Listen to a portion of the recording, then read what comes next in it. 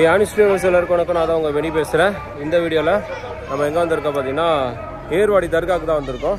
என் கூட வந்து பார்த்தீங்கன்னா ஆஷிக் இருக்கான், ஆஷிக். அண்ட் என் கூட இன்னொரு பார்த்தீங்கன்னா நம்ம அஸ்லாம் இருக்கான்.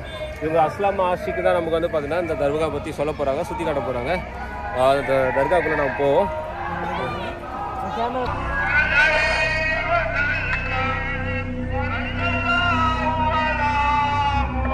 வேற சொல்கிறாங்க, அவரே ஃபோட்டோ எடுக்க பயந்தாரு.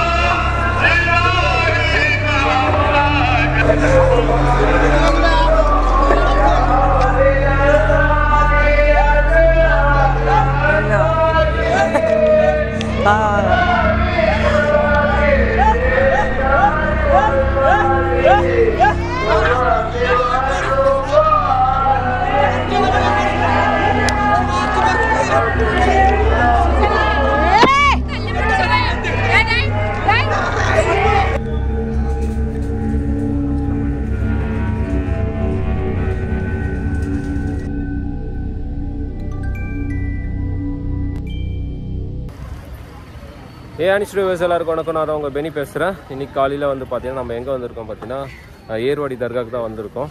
என்னடா பெனி நேற்று நைட்டே போனீங்கடா ஏர்வாடி தர்காவுக்கு, என்னாச்சு திருப்பி காலில் வந்திருக்கா அப்படின்னு கேட்டிங்கன்னா, ஆமாங்க நேற்று நைட்டு கொஞ்சம் ஒரு சம்பவம் ஆகிடுச்சு. என் கேமராமேன் என்ன பண்ணிட்டான், ஒரு சில பிரச்சனைகளை கோத்து விட பார்த்தா என்னை செருப்படி வாங்க வச்சுருப்போம். பட் இருந்தாலும் என்னென்னா பெர்மிஷன் வந்து நம்ம வந்து இது பண்ணலை, ஃபோட்டோ எடுத்து வீடியோ எடுத்தது ஒரு சில பேர் எடுக்க வேணாம் சொன்னாங்க. ஏன்னா அவங்களோட மத நம்பிக்கையை நம்ம வந்து கஷ்டப்படுத்தக்கூடாது, அவங்கள நம்ம டிஸ்டர்ப் பண்ணக்கூடாது. அதை மதித்து நாங்கள் நேற்று நைட்டே வந்து நாங்கள் எதுவுமே எடுக்கலை. அண்ட் ப்ராப்பராக எடுக்கலாம்னு சொல்லிட்டு என்ன பண்ணோம், இந்த தர்காவோட அஃபிஷியல்ஸில் அவங்களோட மீட் பண்ணி இந்த மாதிரி வீடியோ எடுக்கலாம் அப்படின்னு சொல்லிட்டு எடுக்கணும் அப்படின்னு சொல்லி நான் கேட்டேன். பெர்மிஷன் கேட்டப்போ அவங்க நாளைக்கு காலையில் வாங்க, நாங்கள் வந்து உங்களுக்கு ஒரு பர்சன் அரேஞ்ச் பண்ணி தரோம் அப்படின்னு சொன்னாங்க. அதே மாதிரி அவர் அரேஞ்ச் பண்ணி தந்துங்க. ஒரு மீட் பண்ணுறதுக்காக தான் இன்றைக்கி வந்திருக்கோம். காலையில் வீடியோ வந்து பிளாக் வந்து ஸ்டார்ட் பண்ணியிருக்கோம். இன்றைக்கி என் கூட வீடியோவில் வந்து யார் இருக்கான் பார்த்தீங்கன்னா, என் கூட யார் இருக்கான்னா ஆஷிக் அண்ட் அஸ்லாம் இருக்கான்.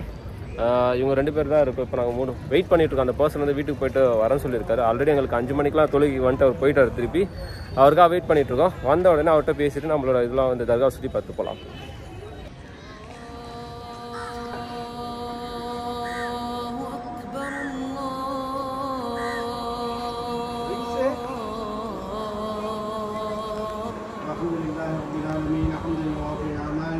مزيدا ووفقنا يا كريم يا رحيم يا الله. آمين. صل وسلم وبارك على سيدنا محمد آمين. وآله وصحبه عدد ما علم الله صلاة دائمة بدوام ملك الله. آمين. اللهم صل على سيدنا محمد وعلى آل سيدنا محمد كما صليت على سيدنا إبراهيم وعلى آل سيدنا إبراهيم إنك حميد مجيد. آمين. اللهم بارك على سيدنا محمد وعلى آل سيدنا محمد كما باركت على سيدنا إبراهيم وعلى آل سيدنا إبراهيم في العالمين إنك حميد مجيد. آمين. اللهم صل على سيدنا محمد من قلوب ذرائها وعافية الأبدان وشفائها ونور الأبصار وضيائها وعلى آله وصحبه وسلم. آمين. ربنا آتنا في الدنيا حسنة وفي الآخرة حسنة وقنا عذاب النار. آمين. وصلى الله تعالى وسلم على خير سيدنا محمد وآله وصحبه أجمعين والحمد لله رب العالمين. صلى الله عليه وسلم. صلى الله عليه وسلم. صلى الله على محمد يا رب صل وسلم. எல்லாருக்கும் நான் உங்க பெனி பேசுறேன். இன்னைக்கு வந்து பாத்தீங்கன்னா நம்ம நேற்று நைட் வந்து ஏர்வாடி தர்கா வந்து பார்க்க வந்திருந்தோம். ஆனா வந்து ப்ராப்பரா நம்ம பெர்மிஷன் எதுவும் இல்லாம நம்ம யாருக்கும் ஒரு கண்டென்ட் தெரியாம உள்ள வந்து நம்ம எதுவுமே பண்ண முடியல. இன்னைக்கு வந்து பாத்தீங்கன்னா நம்ம தர்கால வந்து பாத்தீங்கன்னா நமக்கு தெரிஞ்ச அண்ணா மூலியமா இங்க நமக்கு இந்த தர்கா பத்தி சொல்றதுக்காக நம்ம கூட கோயிலோட தர்கா நிர்வாகிகள் இருக்காங்க. அவங்க கூட நம்ம வந்து பேசுவோம். உங்க பேர் என்ன? எங்கள் பேர் வந்து முர்சல் இப்ராஹிம் அலி. வந்து நல்ல இப்ராஹிம் பாதுஷாவுடைய பேரப்பிள்ளைய ப்ளஸ் நம்ம கமிட்டியை சார்ந்தாங்க. இப்போ நீங்கள் வந்து ஏர்வாடி பற்றி என்ன தெரியும்? ஏர்வாடி முதல்ல இது வந்து ஃபேமஸாக இருக்குது. இந்த ராம்நாத் தான் ஏர்வாடி தர்கா ஒரு டூரிஸ்ட் ஸ்பாட்டாக இருக்குது, ஒரு புனித ஸ்தலமாக இருக்குது. அந்த ஏர்வாடி தர்கா எப்படி உருவாச்சு? இது எப்படி சொன்னாங்க, 1850 வருஷத்துக்கு முன்னாடி, 1900 வருஷத்துக்கு முன்னாடி இருக்காங்க இப்ராஹிம் பாதுஷா. அவங்க வந்து மதீனாவுக்கு இளவரசராக இருந்தாங்க. மதீனாவுடைய ராஜா. அப்போ அந்த ராஜாவை இருக்க போகும்போது நாங்கள் இந்த நபியா போற்றப்படுறோம்ல, கொண்டாடுறோம்ல, முகமது நபி ஸல்லல்லாஹு அலைஹி வஸல்லம் அவர்களுடைய பேரப்பிள்ளை, 18வது பேரப்பிள்ளை இப்ராஹிம் பாதுஷா நபி ஸல்லல்லாஹு அலைஹி வஸல்லம் 18வது திருப்பேரன். அப்போ அவர் அங்கே ஆட்சியில் இருக்க போது, மதீனாவில் ஆட்சியில் இருக்க போகும்போது அந்த நபி போய் அவர் கனவில் நீ வந்து இந்த ஏர்வாடிக்கு போகணும், இந்த மாதிரி ஏர்வாடி இல்லை இந்தியாவை நோக்கி நீ போகணும். ஏன் அப்படி சொன்னால் இஸ்லாத்தை பற்றி எல்லா மக்களுக்கும் தெரியப்படுத்தலாம், பரப்பணும் இல்லை, புரிதல் கொடுக்கணும். இஸ்லாம் மார்க்கத்தை பற்றி, இஸ்லாம் மார்க்கம் என்ன அப்படிங்கிறத புரிதல் கொடுக்கணும், மக்களுக்கு புரிதல் கொடுக்கணும் அப்படின்னு போகும். இதில் போகும்போது பல இன்னல்கள், பல கஷ்டங்கள் சந்திக்கக்கூடிய சூழ்நிலை வரும். அது அனைத்தையும் நீ அல்லாஹ்விற்காக சகித்து கொள்ள வேண்டும் கனவுல பார்த்து அப்போ நினைச்சாங்க இந்தியா வர்றதுக்கு ஆயத்தமாறாங்க. அப்புறம் இப்படி தனியாக வர முடியாதுல்ல, அப்படிங்க போகும்போது ஒரு குறிப்பிட்ட 1000 பேரை கிளம்பிட்டு வர்றாங்க. இந்த ஏர்வாடி அப்படின்னு சொன்னால் 6666 ஏக்கர் இடம் இருக்கு. இதில் இதே மாதிரி நிறைய சமாதி இருக்கு. சமாதி எல்லாமே கூட வந்தவங்க, மதீனாவிலிருந்து வந்தவங்க தான். ஏறக்குறைய வந்து ஒரு அதோட ஒரு சில 1000 பேர் வந்து அவங்க கனவின் முறைப்படி வர்றாங்க, இந்த ஏர்வாடி வர்றாங்க. வந்து மார்க்கத்தை பற்றி எல்லா இடத்துலையும் கேரளா, தமிழ்நாடு, இப்படி இந்த தூத்துக்குடி, இந்த மரவெல்லாம் வந்து ஃபஸ்ட்டு மார்க்கம் பண்ணால் மார்க்கத்தை பரப்புறது இல்லை, மார்க்கத்தை பண்ணாலும் புரியுது இஸ்லாம் தான் என்ன, இஸ்லாம் எப்படி மார்க்கம், இஸ்லாம் எதை எடுத்து காட்டுது, உலகத்துக்கு எதை எடுத்து சொல்லுது. அப்போ இந்த முஸ்லீமாக்களும் அந்த நோக்கம் இல்லை. இஸ்லாம் தான் இதுதான், இஸ்லாம் மார்க்கம் இதை சார்ந்தான் இருக்கிறது, மத மாற்றம் கிடையாது. இஸ்லாத்தை பற்றி உண்டான ஒரு புரிதலை சொல்வதற்காக வந்ததுதான் இது. நிறைய பேருக்கு புரிதல் இல்லாத ஒரு விஷயம் தான் என்ன செய்யறாங்க அப்படின்னா, இஸ்லாத்தை இது மார்க்கமா மதம் மாற்றம் பண்றாங்க இப்படிலாம் சொல்றாங்க. நோக்கம் அது இல்லை.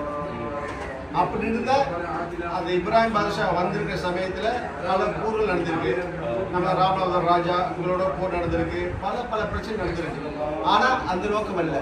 அப்படி அந்த போர் செஞ்சு இஸ்லாமா மாற்றணும் அப்படின்னு சொல்லியிருந்தா இந்த ராஜா ராம்நாத் ராஜா அவருக்கு மத்தியில் ஒரு ஃப்ரெண்ட்ஷிப் இருந்திருக்காரு, ஒரு இணக்கம் எழுதியிருக்காரு. காலத்தில் தனியாக இருந்திருப்பாங்க.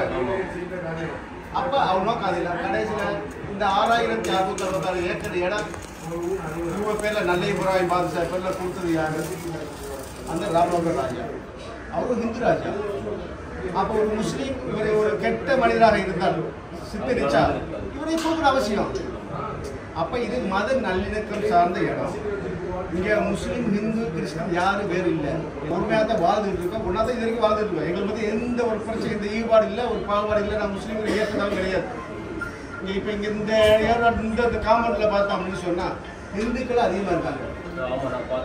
கண்டிப்பான ஊரில் நிறைய ஹிந்துக்கள் இருக்காங்க. அவங்கள்ட்ட விசாரிச்சு பாருங்க, நீங்கள் பாதுகாப்புறீங்க, நீங்கள் ஊரை விட நாங்கள் எங்கள் இல்லத்தினைக்கு நாங்கள் பாதுகாக்கப்படுறோம் அப்படின்னு சொல்லுவாங்க. ஏன் அப்படின்னு சொன்னால் அவங்களுக்கு உண்டான நாங்கள் சாப்பாடு எதுவுமே டெய்லி ரெடி பண்ணி கொடுத்துட்ருக்கோம், அவங்களுக்கு தங்க இடம் கொடுத்துருக்கோம், எல்லாமே இடமே நம்ம ரெடி பண்ணி கொடுத்துட்டு அவங்களை தங்க வச்சு நம்ம பாதுகாத்துருக்கோம். இங்கே அப்படிப்பட்ட இடம். அந்த மாதிரி அவங்க வந்து நபி ஸல்லல்லாஹு அலைஹி வஸல்லம் சொல்லி இங்கே வந்தாங்க. வந்து குறிப்பிட்ட காலங்கள் பேச்சுவார்த்தையில் போயிட்டு இருந்துச்சு. இந்த ராம்நாத் ராஜா ஏர்வாடி இப்ராஹிம் பாஷா மத்தியில் பல பிரச்சனை சண்டைகள் வந்துச்சு, போர் நடந்துச்சு. போரில் அங்கிட்டு பாதிப்பாச்சு, ஹிந்து சமூகம் பாதிப்பாச்சு, முஸ்லீம்களுக்கு பாதிப்பாச்சு. கடைசியில் என்ன செஞ்சு ஒப்பந்தம் மூலமாக என்ன செய்கிறாங்க ஒன்றாகி இணக்கமான முறையில் என்ன செய்கிறாங்க பேசி பேச்சுவார்த்தை முடிவு நல்லா இருக்கு. இப்படிப்பட்ட காலத்தில் இந்த நல்ல இப்ராஹிம் பாதுஷா இவர் எப்படி ஏர்வாடிக்கு வந்தார்? ஏன்னா இதுதான் ஹைலைட்டு. அவர் மதினத்துக்கு வந்தார், ரசூல் நபி சொல்லி வந்தார், பிரச்சனை இல்லை, அவர் நம்ம ஏற்றுக்கிற கிங் அவர் தான்.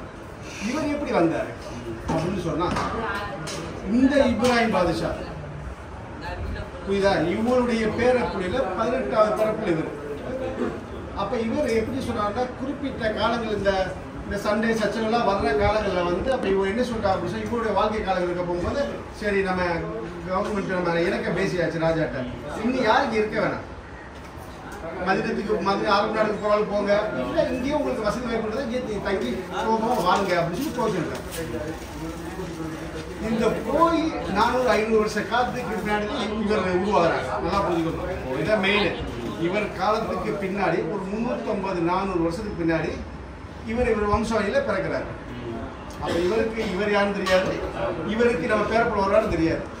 அப்போ எத்தனையோ வகையான இவருக்கு பேரப்புல இவரை மூலமாக பேர் நிறையா இருக்க போகும்போது இவரை போய் எப்படி தேர்ந்தெடுத்தார்? இது எங்கள் மார்க்கெட்டில் சொல்ல போனால் அது இறைவனுடைய ஒரு கருணைன்னு.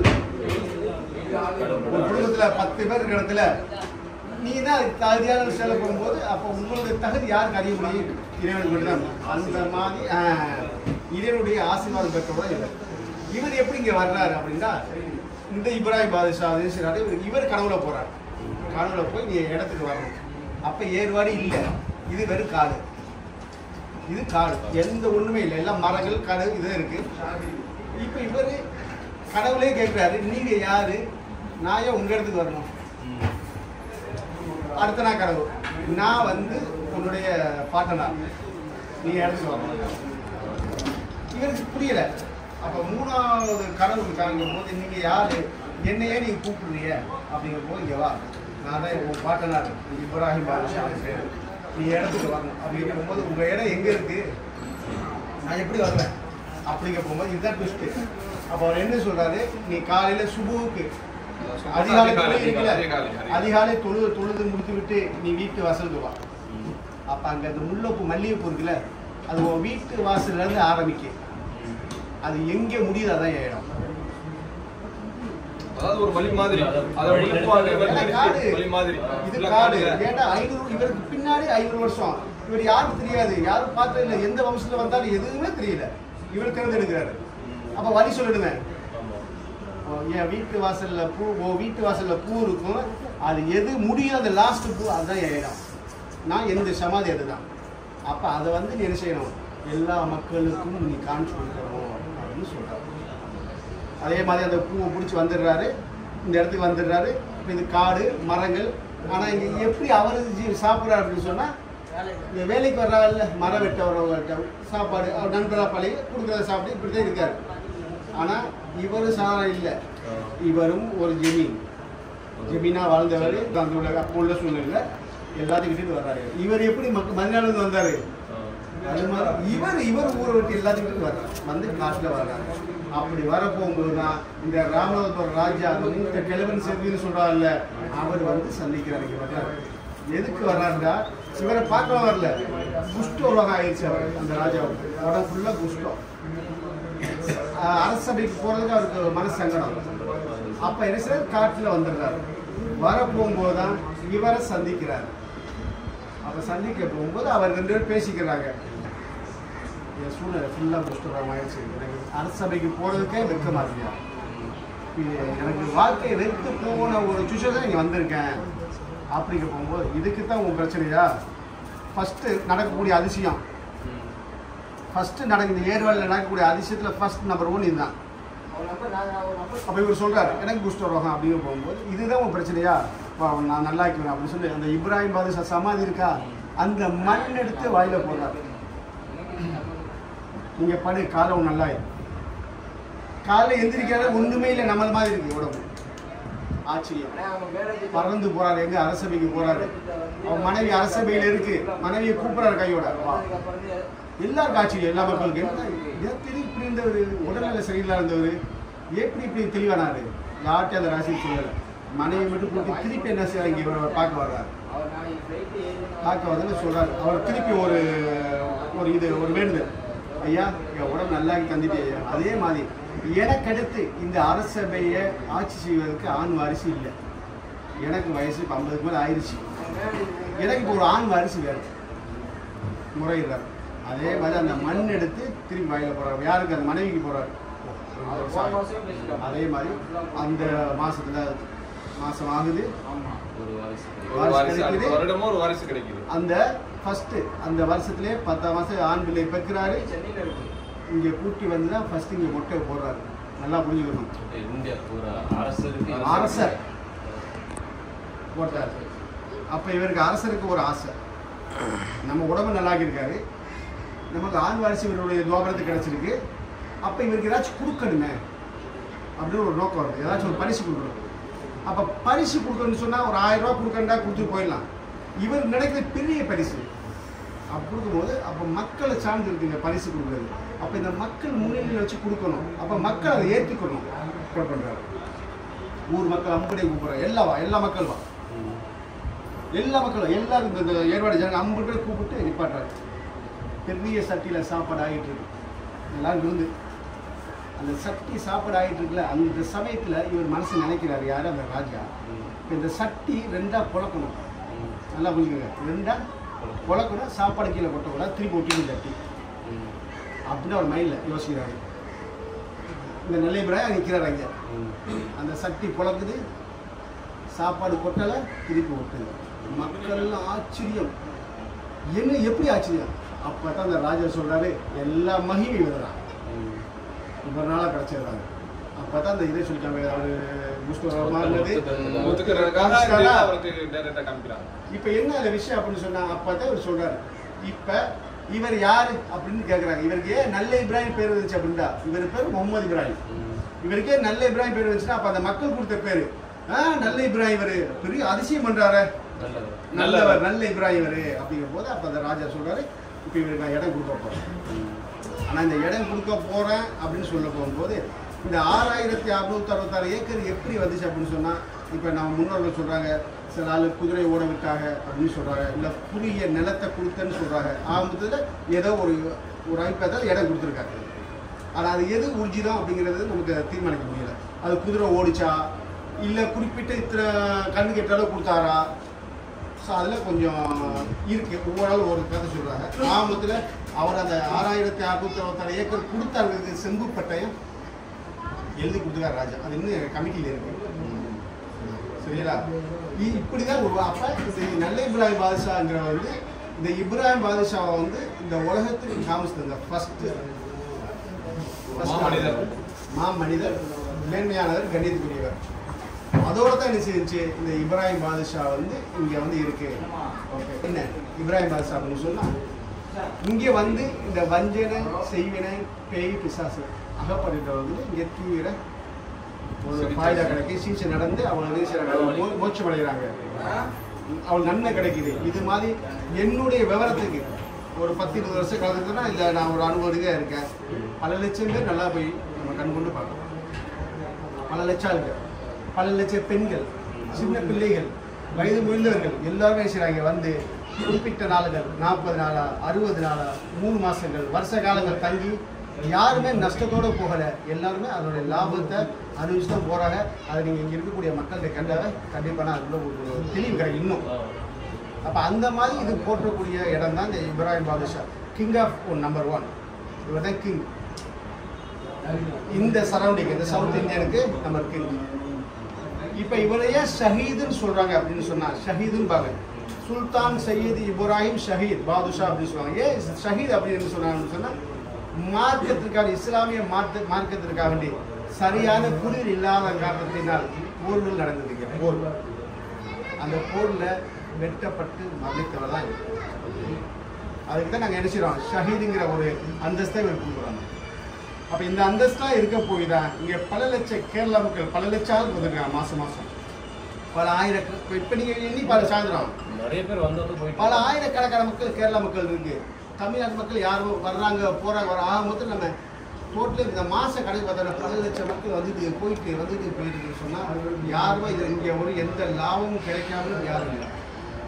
நல்ல லாபம் கிடைக்குது.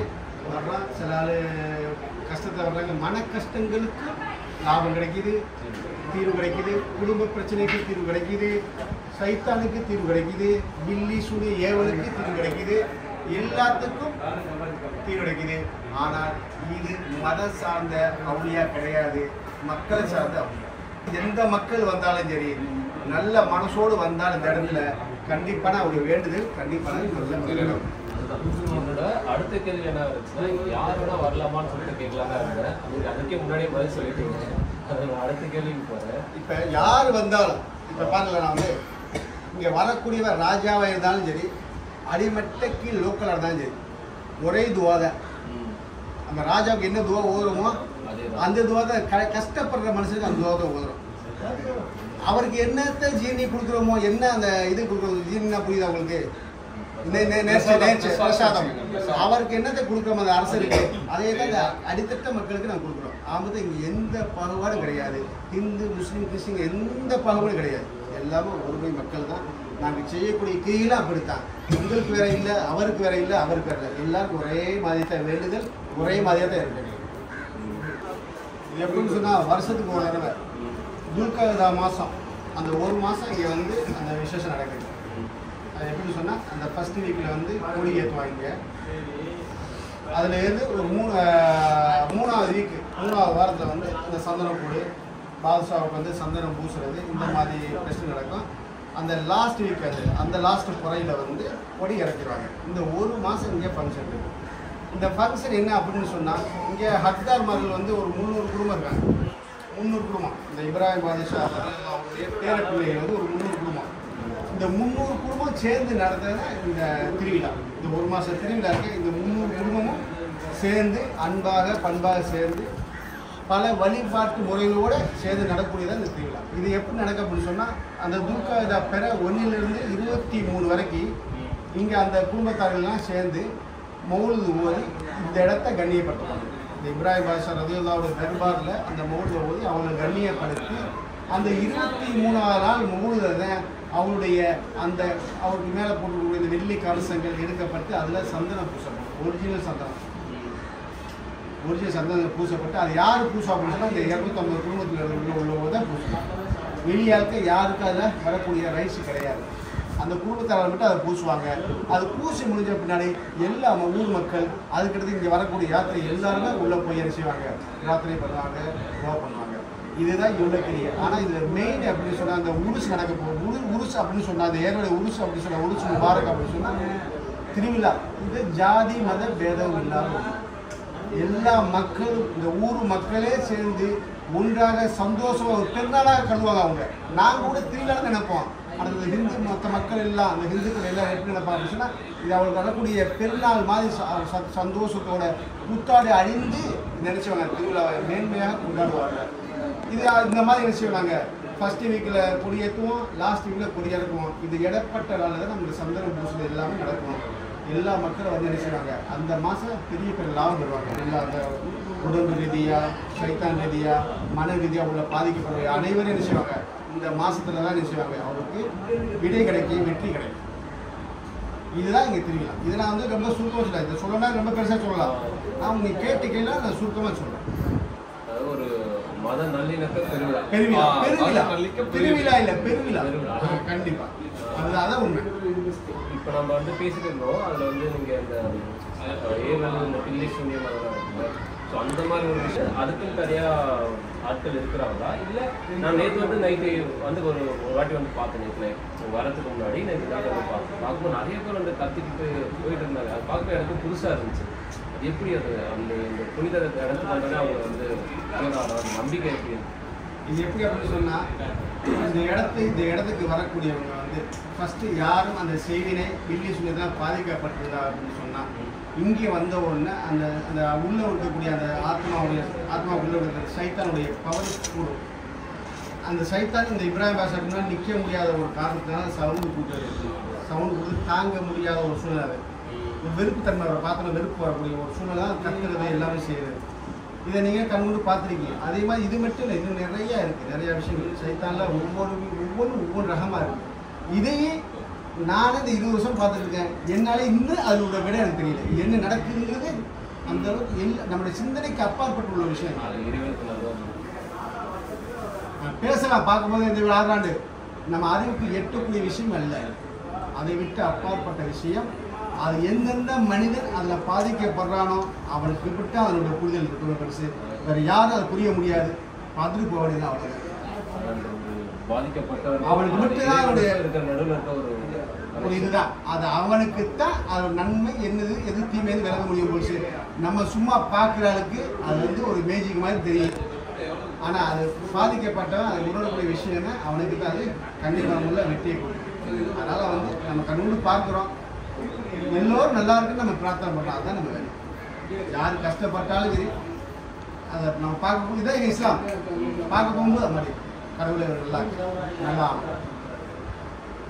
அதே மாதிரி இங்கே நிறைய தர்காக்கள் இருக்குது. ஏறக்குறைய இந்த சரௌண்டிங்குள்ள இப்ராஹிம் பாதுஷா அவங்க மகனார் இருக்காங்க, அவங்க அம்மா இருக்காங்க, அவங்க மனைவி இருக்காங்க, அவங்க சிஸ்டர் அவங்க சகோதரி இருக்காங்க, குடும்ப டாக்டர் 2 3 பேர் இருக்காங்க. அவங்க இந்த சின்ன சின்ன எல்லாமே அவங்க ஃபேமிலிகள் தான். இங்கே இருக்கக்கூட எல்லாம் அவங்க ஃபேமிலியிலே இருக்காங்க. அப்போ இவங்களை போய் என்ன செய்வாங்க, எல்லாருமே ஒவ்வொரு ஆள் தரிசிப்பாங்க. அந்த சேவையில் பாதிக்கப்பட்டாங்க. ஒவ்வொரு இடத்துக்கு போவாங்க.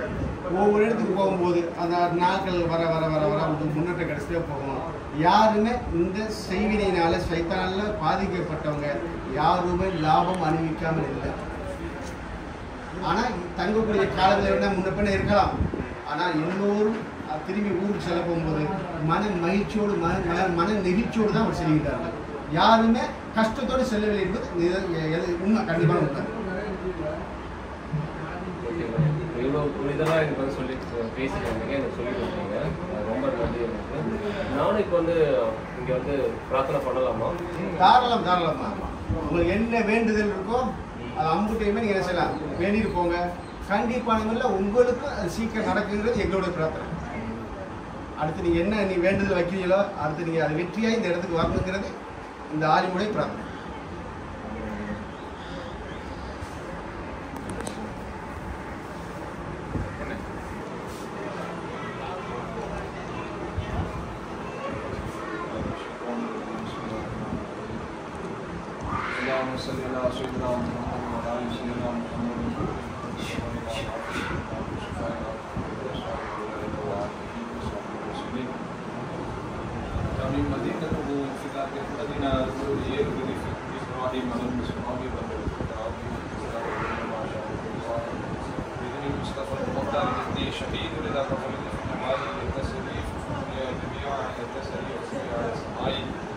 من السلطان إبراهيم هذا إلى عبد السلف إسماعيل إسماعيل بن مسيس وإسمه فياض صالح هذا الانتباه صلاة ثم تسليم على من بلغ وعدم في الحماية وعليه الصلاة والسلام شديد في الماء والمدعي كتبه البادي والله المعين لرشاد مراديا مراديا مرادي مرادي شجر إبراهيم مراديا لكن पास में सारे الله أكبر الله أكبر الله أكبر لا إله إلا الله الله أكبر الله أكبر ولله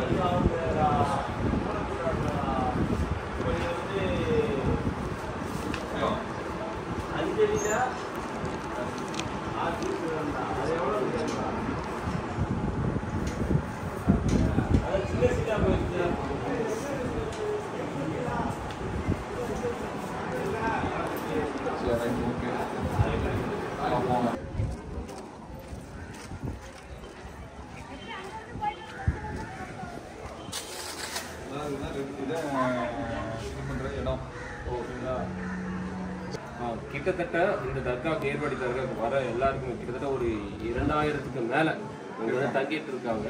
அவங்களுக்கு வந்து பார்த்தீங்கன்னா அவங்களுக்கு யாருக்குமே எதுவுமே வாங்கிறது கிடையாது. இது எல்லாமே இங்கே இருக்கிற நம்ம இஸ்லாமிய சகோதரிகள் பார்த்தீங்கன்னா சமைச்சு அவங்களுக்கு உணவு அளிச்சிருக்காங்க. 3 வேளையும் அவங்க சாப்பாடு அவங்க வந்து குணமாயிட்டு போனதுக்கப்புறம் தான் அவங்க மனநிலையோடு போகிறாங்க. அதுவரை இவங்களுக்கு எதுவுமே பண்ணுறது கிடையாது. இதெல்லாமே வந்து பார்த்தா எங்களோட அட்மின் ஒரு கமிட்டியில் இருக்கிறது தான் செலவு பண்ணுறாங்க. அண்ட் இது ஒரு நல்ல விஷயம். ஆக்சுவலாக நம்மளே யாராச்சும் இங்கே அந்த மாதிரி பண்ணணும்னு நினச்சா வந்து இவங்களோட தொடர்பு கொள்ளலாம். அவங்களோட நம்பர் வந்து நான் வந்து டிஸ்கிரிப்ஷனில் போடுறேன். நீங்கள் கனெக்ட் பண்ணி இந்த நிர்வாகிகள் கூட நீங்கள் பேசி உங்களோட எந்த தேவையாக இருந்தாலும் இங்கே வந்து வேண்டிக்கிட்டு அது உங்களுக்கு கண்டிப்பாக உங்களுக்கு ஒரு பலனை தரும் சொல்லிட்டு நாங்கள் எல்லாமே பார்த்துக்கிறோம். அது கிடச்சுன்னா நீங்கள் உங்களால் முடிஞ்ச உதவியும் செய்யலாம். அவங்க கேட்கல, நாங்களும் எந்த மதத்தையும் வந்து ப்ரமோட் பண்ணலை. அது உங்களோட உணர்வுகள் உங்களோட இது உங்களுக்கு இதுவாக இருந்துச்சுன்னா நீங்கள் கண்டிப்பாக எத்தனையோ பேர் வந்து மக்களுக்கு வந்து உணவு கொடுக்கணும் அப்படின்னு சொல்லிட்டு எத்தனையோ பேர் இருப்பாங்க. ஆனால் அவங்களுக்கு ஐடியா இருக்காது, அதை பற்றி ஒரு கிளாரிஃபை இருக்காது. ஸோ நம்மளை நீங்கள் கான்டாக்ட் பண்ணீங்க அப்படின்னு சொல்லி கேட்டால் நம்ம வந்து அதை பற்றி அவங்களுக்கு தெளிவாக நம்ம எக்ஸ்பிளைன் பண்ணுவோம். அதனால் ஒன்றும் ப்ராப்ளம் இல்லை. அவங்க இப்போ வரவங்க இங்கே வருவாங்க.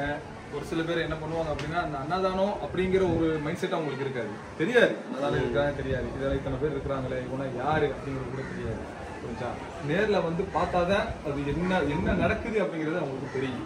நேரில் வந்து பார்த்தா தெரியும். இப்போ இந்த இடங்கள்ல எம்டிஆர் கிடைக்கிறதுனால ஒன்றும் நினச்சிக்கிறோமா, இது வந்து காலையில சமையல் எல்லாம் முடிஞ்சிச்சு. இந்த மாதிரி ஈவினிங் தான் வந்து இது பண்ணுவாங்க. அது போக அடுத்து யாராவது ஃபர்தராக யாராவது வந்து இப்போ டொனேட் பண்ணுறாங்க, எனக்கு ஒரு 500 மெம்பர்ஸுக்கு வந்து இப்போ எங்களுக்கு சாப்பாடு எனக்கு ரெடி பண்ணிட்டாங்க அப்படின்னா உடனே ரெடி பண்ணிடுவோம். அந்த மாதிரி தான் இப்போயே நாங்களே எங்களோட கையிலேயே நாங்கள் வந்து கொடுக்கணும். நாங்கள் கொடுக்கணும் நின்றுட்டு நாங்களே என்னோட கையிலேயே கொண்டு 500 பேருக்கு நாங்கள் கொடுத்துட்டு போகணும்னா அந்த ஒரு ஃபெசிலிட்டி இருக்கு. அப்பயே நாங்கள் உடனே நம்ம எல்லா ஜாமான் எல்லாத்தையும் வாங்கி இப்பயே ரெடி பண்ணி அவங்க நம்ம இருந்துச்சுன்னா அவங்க கைக்கு நோக்கி பேசலாம். அந்த மாதிரி ஒரு ஆப்ஷன் இருக்கு. இன்னும் பிரச்சனை இல்லை. ஒரு இது செய்யணும் அப்படின்னு தான் நீங்கள் கனெக்ட் பண்ணி திருப்பியும் சொல்கிறேன், இது வந்து யாரையும் வந்து பார்த்தீங்கன்னா எந்த ஒரு மதத்தையும் வந்து ப்ரொமோட் பண்ணுறதுக்காக இல்லை, கிடையாது.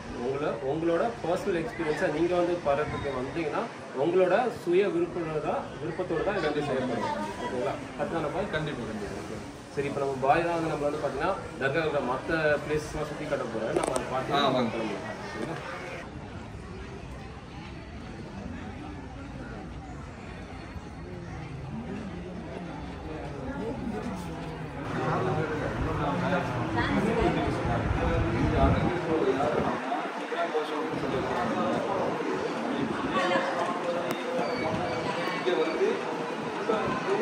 அனுமதி இல்லை. இந்த லேடிஸ் அப்படிங்கிறாங்க, பெண்கள் மட்டும் என்ன சொல்லியிருக்காங்க, இவ்வளோ பேர் கலந்துட்டு பண்ணிட்டு